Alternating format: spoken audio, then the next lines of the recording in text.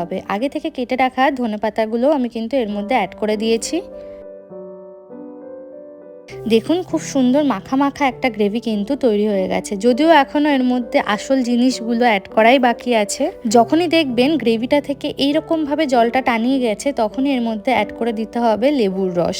তবে লেবুর রসটা কিন্তু আপনারা আপনাদের স্বাদ অনুসারে অ্যাড করবেন। আমরা যেহেতু খুব বেশি টক খাবার পছন্দ করি না, সেই জন্য আমি অল্প করেই লেবুর রস এর মধ্যে অ্যাড করেছি। এছাড়াও টমেটোর একটা টক ফ্লেভার তো থাকবেই রান্নাতে।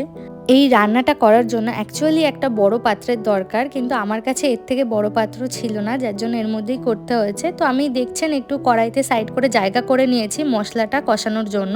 এখানে মশলা কষানোর জন্য আমি অ্যাড করছি বাটার অনেকটা মতো, তার মধ্যে আগে থেকে কুচি করে রাখা আদা এবং রসুন। সমস্ত সবজিগুলো খুব ভালোভাবে সিদ্ধ হয়ে আসলেই কিন্তু এই মশলা কষানোর প্রসেসটা শুরু করতে হবে। বাটার আর রসুনের যখন একটা খুব ভালো